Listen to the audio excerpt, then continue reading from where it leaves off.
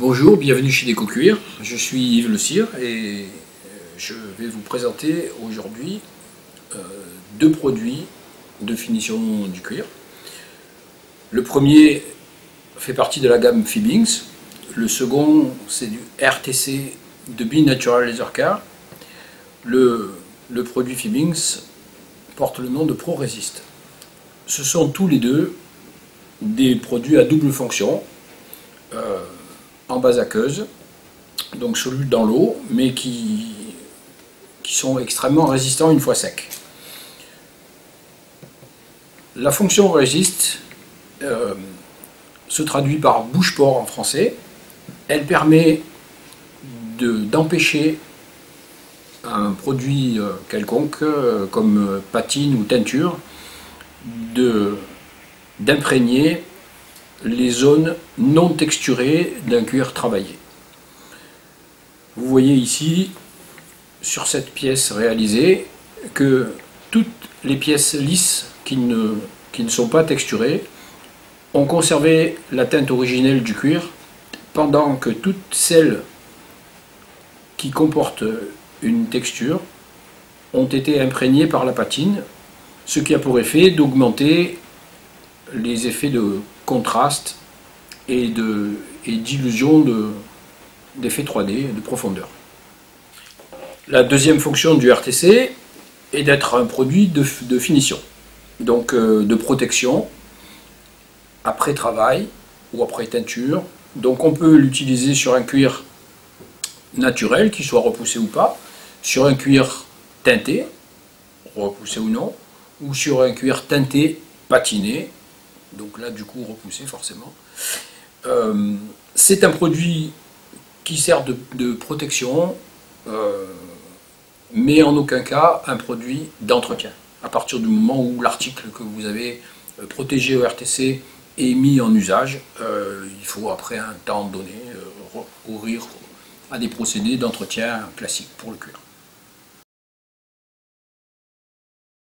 Voilà, donc maintenant je vais passer à la partie démonstration de la fonction bouche-port sur une pièce qui a été préalablement repoussée. On va utiliser la fonction bouche-port sur la totalité de la surface, puisque elle est préalable à un travail de patine destiné à mettre en relief les parties décorées.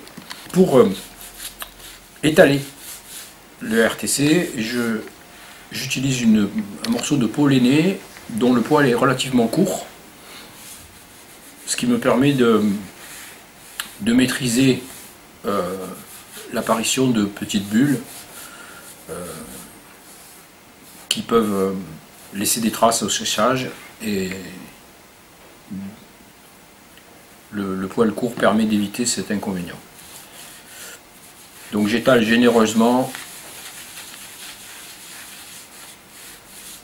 le produit sur toute la surface.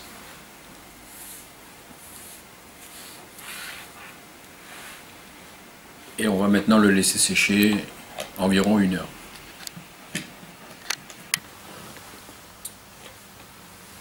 Bon, le séchage est maintenant terminé. La pièce est prête pour la patine. Donc, un produit Fiebings, acrylique en base aqueuse, antique laser stain. De nombreuses couleurs sont disponibles. Pour aujourd'hui, j'utilise du dark brown que j'étale au pinceau de manière à couvrir de manière assez spécifique les zones que je souhaite couvrir, éviter les petits inconvénients d'aller mettre de la patine dans une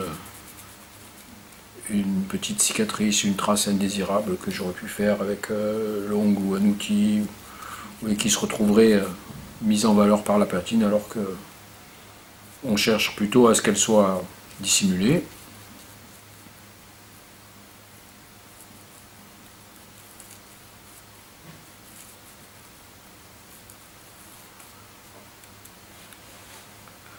Voilà. Et là, j'essuie l'excédent immédiatement.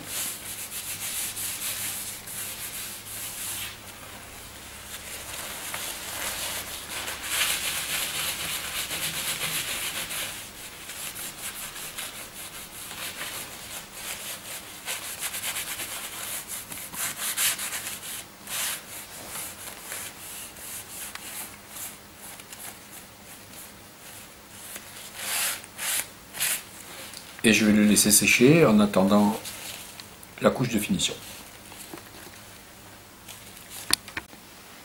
Bon, l'antique finish est maintenant sec, donc on va passer à la dernière étape du process, à savoir l'utilisation de la deuxième fonction du produit, c'est-à-dire la protection, le finish.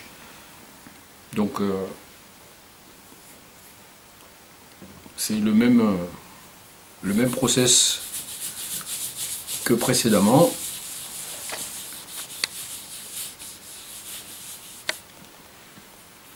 Et on voit bien que ça nettoie la surface du cuir des petites traces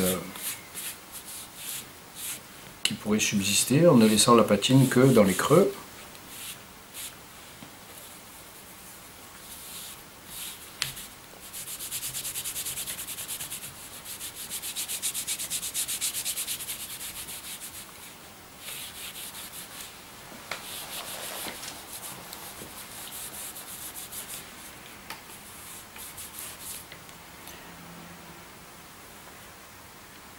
Voilà. On aurait pu choisir de donner un ton plus chaud à notre cuir en huilant préalablement avant la première couche de bouche-port. Ce sont des choix purement esthétiques qui sont juste des possibilités. Vous pouvez opter pour une finition avec des tons plus chauds ou un cuir naturel, voire teinté.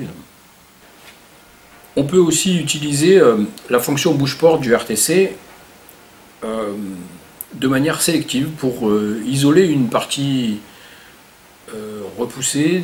Ça peut être un élément de décor comme le bouton de fleur qui est ici, ça peut être une initiale, ça peut être quelque chose qu'on souhaite vraiment démarquer du reste du décor. Et du coup, pour ce faire, on va utiliser un pinceau pour être plus précis dans le geste et pour ne couvrir que la zone qu'on souhaite protéger.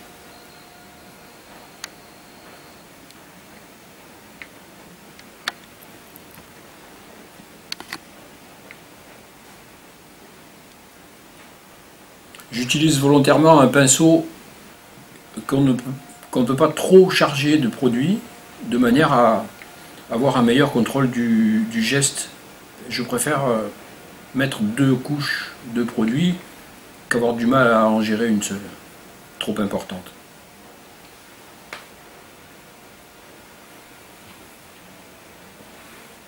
Voilà. Comme dans la séquence précédente, il faut maintenant un temps de séchage d'environ 1 heure. Bien, le temps de séchage est maintenant écoulé. On va pouvoir passer à la phase teinture sur la partie qui n'a pas été protégée par le RTC. Et pour cela, je vais utiliser une teinture en base aqueuse de couleur noisette que je vais là aussi appliquer avec un morceau de peau lainée.